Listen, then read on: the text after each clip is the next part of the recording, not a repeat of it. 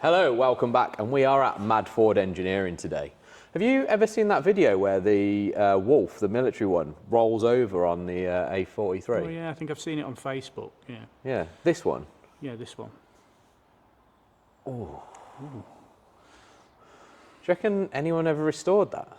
No, I think it went up for sale recently on the website, military one. Withams? Withams, that's it, yeah. God, who'd be crazy enough to buy that?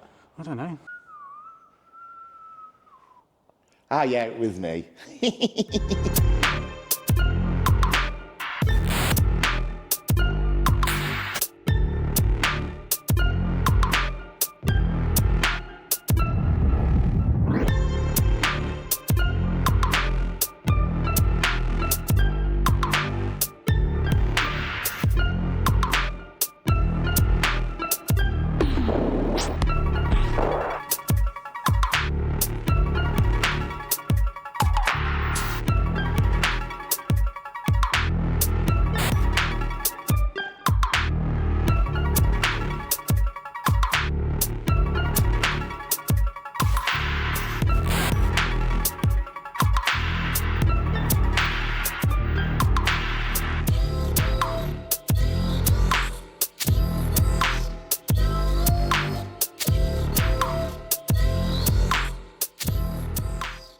So yes, Mick has bought the rolled Land Rover that you just saw in that clip, and it was a fairly substantial accident.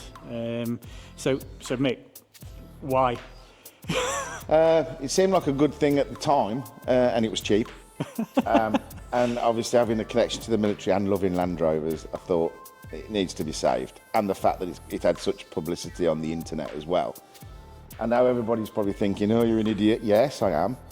And you got too much money? No, I haven't. I haven't at all. I love Land Rovers and I love a challenge. It's a Land Rover and it's a challenge. Say no more. There you go. So what's the plan with it then? What's your intention? What are you thinking? Well, we've done Just stand here next to this. Oh yeah, do watch the paint because it is obviously that'll get polished and Yeah, reused. I mean the window will go again. Yes. Because it's still There's bits of it left. Yeah, it still slides. So we have had a quick flirt around it, and you might not see it the naked eye, but there is a few dented body panels, as you can see. And there seems to be something missing on this corner. We haven't quite worked out what's missing yet, but and the chassis is bent like a banana. Right, we're going to strip it down, see if we can save the chassis, straighten it. We have got some sort of jig assembly that we can check it against. Bulkhead's good. The back body's not good at all. That's completely spannered. Roll cage is spannered. The front hoop is spannered. The back part of it, I think we can reuse. Wiring loom's good, gearbox is good, axles are good, believe it or not. We can repair that. I will switch it to right-hand drive because left-hand drive is no good to me. I'm going to keep this one, I think. And yeah, we'll just go through it and make it like it never happened, which is what we do. So, I mean, we've had a look around it, as you've seen in the video just there. It's quite substantial, some of the damage that has occurred. This part here, where you may see my arm moving through this, there's a little bit missing, but that's because of the military. Yes. So, obviously, as this one was deemed not fit for service anymore, they've stripped the good parts out of it, one of them being the engine. So the engine's out of it, but that's not a problem because this man isn't short of TD300s. We have TDIs lying around. I can only presume that well, I know for a fact that they do struggle to get parts at the military. They're trying to keep these things going. I mean, some of them are getting to 30 years old now, aren't they? Yeah. Which is a shame, really. But there is a massive rework programme just gone in as well. Babcocks have just won another contract for redoing these again. But, there you go. So, no, I think it really deserves to be put back on the road. Yeah. I believe the driver, if you're watching, is it Danny? I think it was. 6th Regiment RLC. I hope you're okay, mate, and your injuries are getting better. This will run again. He probably doesn't want it to run. He probably doesn't want it to run again. Sorry, Danny, but it is. With being RLC, perhaps it was just fortuitous that obviously being RLC, this would have been full of blankets. and that's all it would have been carrying. So this is quite useful. Yes. At least it would have had a soft landing, I suppose. Okay, that's an inside joke, by the way. Yeah. So yeah, I think ultimately it's going to need quite a few parts. Yes.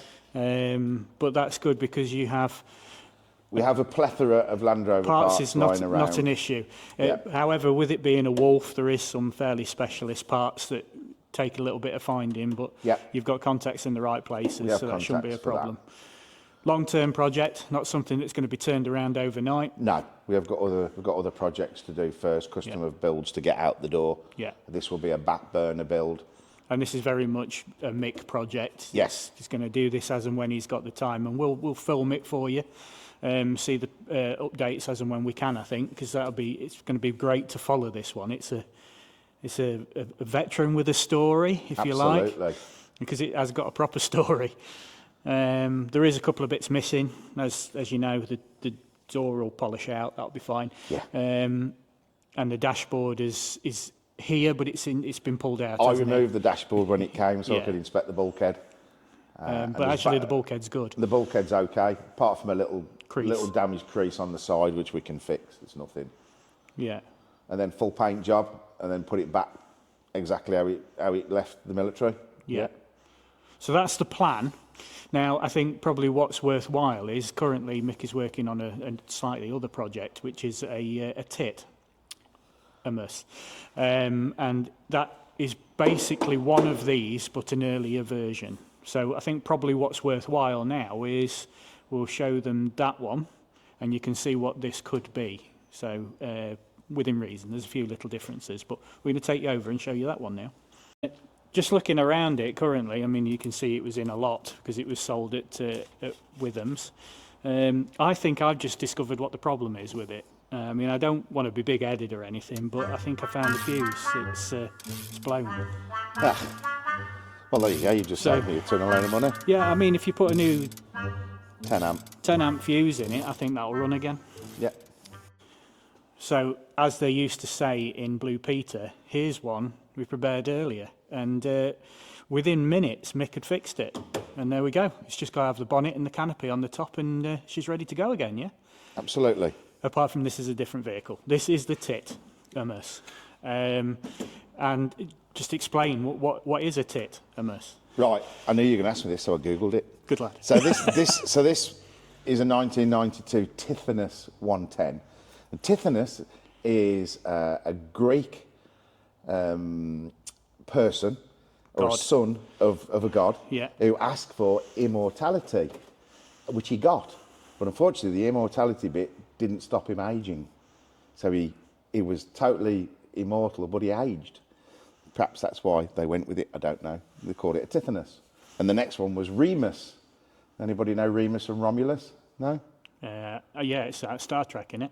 I think something to do, something to do with the Roman Empire or something. I don't know. Yeah, so there you go. So this started as a standard FFR 1992 110 Land Rover, and then when legislation hit the military for ROPS and FOPS, which is rollover protection system and foreign object protection system, they had to fit this climbing frame on it, obviously to come with current legislation. So this came to me from a customer in Fife, would you believe? And I went up there on the train to have a look at it in mind of repairing it for the customer. So I drove it back from Fife 11 hours because it overheated and it had got no second gear, which was interesting. And upon inspecting the vehicle, it was just way too much money, and the customer said, there's no way I can afford to have it repaired, Mick. I said, okay, understood. So I purchased the vehicle off him and then undertook a strip down, not complete, but a minor strip down, replaced the engine with a fresh 300 TDI and auto gearbox, the ZF HP 22 gearbox, Defender transfer box, added power steering, and a few Wolf Gucci parts just to make it look a little bit better. Full paint job, all the electrics gone through, new turbo. It's basically had a lot, really, new wheels and tyres. So there you go, and we're at the kind of final stages of it now. Doors, roof, bonnet, a few other little bits and bobs, and should be good to sell. if anybody's interested, drop me an email. So there you go, and that's where we're up to. So it shows what you can do. I think Dave's going to insert some pictures here of what it was when it was original. So there you go. This is what you can do with a bit of time, a bit of skill, and a bit of money. I think the intention is this one over here, the one that had a mistaken incident on the A43, is going to end up looking like this in time. It's going to be a long-term project, but he's already got a few of the Gucci parts that's required for it, so it's going to be a strip to be able to get to the chassis, etc. But nothing that's beyond this man's abilities. We can do it. We've done worse. And I mean, you look at it, we look at it, and you know, the little experience that we've got, but from Bob, we look at this, and even we're looking at it, I think, with actually that's pretty doable. Whereas a lot of people would look at it and go, well, that's just parts. Well, this brings me on to, there's a reason why I don't have Facebook on my phone. And I downloaded Facebook on my phone about 3-4 weeks ago and joined a couple of groups, which was a mistake. One of them being a Wolf kind of group. I'm not going to give it the name, but yeah, I left. There's no way. No. I understand the internet and understand people, but please, you know, they were going on about this one, which we haven't named yet. If you want to give it a name, we'd like to name everything. Is it financial? Why are you doing it? It's not financially viable. No, it's not. Of course, it's not. But for the love of something, is that not enough? We all love Land Rovers, and we like a challenge. You took a challenge on with Bob. That wasn't financially viable. Why shouldn't I do it? Why not? True. Yeah. But people don't get that. I think it's very much the same in any project that you've got. Doesn't matter whether it's a car, a vehicle, a motorbike, whatever it is. I think you take on that project without any sort of concept of the time and money that it's going to cost you. No. And is it worthwhile putting a 40-year-old car back together and stripping it down and repainting it? No, it's not. No. But that's not why you do it. So that's got the same story. It is a veteran. It's a military veteran. I know it's only a piece of machinery, but it's still a veteran. Yeah. And it's got a cool story, you know. So I think it's worthy of being put back on the road. Absolutely. Same as this one. Yeah. They all are to a certain extent. Some of them are way beyond. You know, if the chassis is completely crumbled and the body's knackered and it's folded in half, then maybe... No, we'll still build it. Still build it, yeah. Yeah, I think we'll give you a bit of a B-roll around this now, because this one is an absolute stunner. There's some fantastic pieces on it. He's done a superb job on this one so far, and there's still more to come. So I will show you around this vehicle.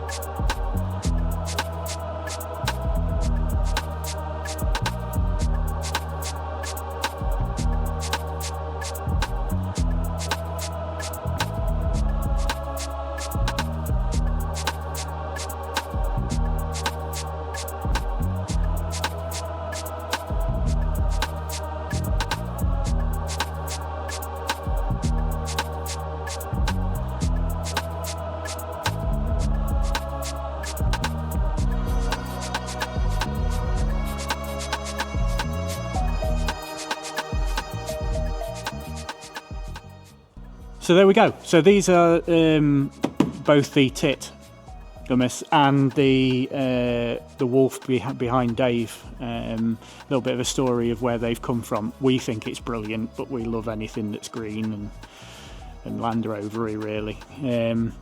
But just before we go, there is a little story. It's almost romantic, if you like, around the military, around why they were called the Wolf in the first place. And the name that kept bouncing around was because of wheel on left fender, which is just there, as we can see. And you'll also notice that this wing mirror is longer than the driver's side, so it can go round the wheel. Now, we don't know whether that's true or not. Maybe it was, maybe it wasn't, but we think it's quite cool, and it seems to be the thing that's bouncing around in the military, so what can go wrong? If it's left-hand drive. If it's left-hand drive? And then it's wheel on right fender. Because it'll be the other side. Oh, there you go. And that would be a wharf. A wharf. It would be a wharf. So, yes, thank you very much for watching the video. I hope you enjoyed it. It's nice to get Mick back in the videos. It's been a while since we've seen him. There he is. So we're hoping to cover a bit of everything of these two for you, because that's going to be an interesting project, and this is going to look fantastic when it's done. So thank you very much for watching. Links in the description. We'll drop Mick's contact email down below if you're interested in this beautiful piece of machinery. Please hit him up. Obviously it's not going to be a fiver, so be sensible. Yeah, thank you very much for watching. Give us a like, give us a subscribe, and we'll see you in the next one.